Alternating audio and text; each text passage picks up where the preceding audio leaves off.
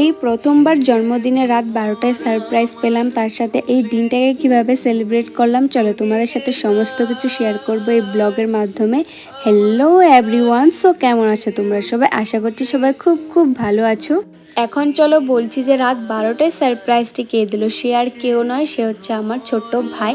রাত 12টা বাজতেই আমাকে ঘুম থেকে তুলে উইশ করে নিয়ে আমাকে পাশের রুমে নিয়ে গিয়েছে। তো আমি বেলুনস আর কেক দেখে শকড হয়ে গেছিলাম, কারণ আমি একদমই তার থেকে আশা করিনি, একদম আনএক্সপেক্টেড ছিল।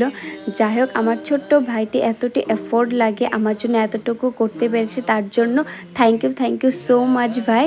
তারপর আর কি সকাল হতে আমি স্নান করে ঘরের পুজো সেরে একটুখানি জব করে নিলাম, আর এখন যাব মন্দিরে, কারণ ভগবানের জন্য এনেছিলাম মিষ্টি।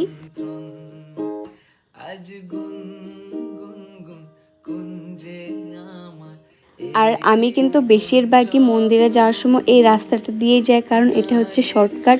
তো এখানে মন্দিরে পৌঁছে আমি প্রথমে ভগবানকে প্রণাম করে নিলাম, তারপর সামনে প্রভু ছিল, প্রভুকে মিষ্টিটা দিলাম ভগবানকে পুজো দেওয়ার জন্য। আর তিতলি এসেছিলো কিছু কাজে, তো তার জন্য দেখা হয়ে গেলো তার সাথে। তারপর আমাদের দিল প্রভু প্রসাদ খেতে, অমৃত ছিল, অমৃত। তো মন্দির থেকে চলে এসেছি, আসার পর মা একটুখানি দিল লুচি আর বুটের সবজি বানিয়েছিল, সেটাই খেলাম। খেয়ে নিয়ে বসেছিলাম অনেক সময়, কারণ বৃষ্টি এসেছিলো, বৃষ্টির জন্য আর বেরোবো বলে টাইমই হচ্ছিল না। তো মোটামুটি আমরা বেরিয়েছিলাম 3:30 নাগাদ, আমি আর ঝুমা। আমরা গিয়েছিলাম একটুখানি সরবুক গোহাই মন্দিরে।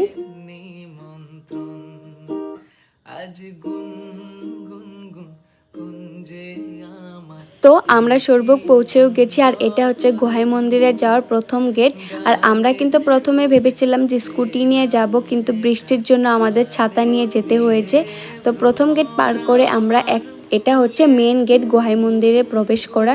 তো এখানটায় আমাদের জুতোগুলো রেখে আমরা এখানটার থেকে নিব প্রদীপ আর মম আর ভগবানের জন্য প্রসাদ, তারপর ভিতরে প্রবেশ করব।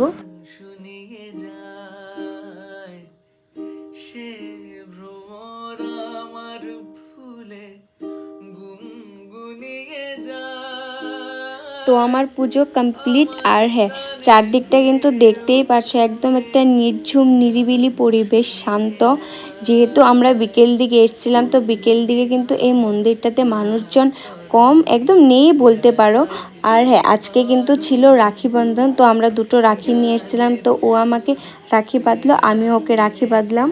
আরেকটি কথা তোমাদের সাথে শেয়ার করি, ছোটোবেলার বার্থডের সাথে কিন্তু এখনকার বার্থডের কোনো তুলনাই হয় না, কারণ ছোটোবেলার বার্থডের এক্সাইটমেন্ট একদমই আলাদা ছিল। 2-3 মাস আগে থেকে ভেবে রাখতাম এটা করব সেটা করব, কিন্তু এখন বড় হয়ে যাওয়ার পর কিন্তু আর এসব ইচ্ছেই যায় না। আর বলতে পারো বার্থডের আগ দিন পর্যন্ত কোনো এক্সাইটমেন্ট থাকে না, ভাবি যে বার্থডে আসবে পুজো দেবো, যাই হোক এসব ছাড়ো। তো এখানটা আমরা একটুখানি খেলাম প্রসাদ খাওয়ার পর আমরা ব্যাক করেছি, আর আসার পথে দেখো একটি ছোট্ট কিউটির সাথে দেখা হয়েছিল। তো আমরা কিছু খাবো বলে একটা রেস্টুরেন্টে গিয়েছি, সেখানে গিয়ে চাউমিন অর্ডার করেছিলাম আর বিরিয়ানি। আমি শুধু চাউমিনটাই খেয়েছিলাম, কারণ চিকেন মটন খাই না বলে আর বিরিয়ানিটা টেস্ট করা হয়নি। তো আজকের দিনটা আমাদের এইভাবেই কাটলো। দেখা হবে আরেকটি সুন্দর ভিডিওতে, আশা করছি তোমাদের ভিডিওটা খুব ভালো লেগেছে। তো সবাইকে বাই।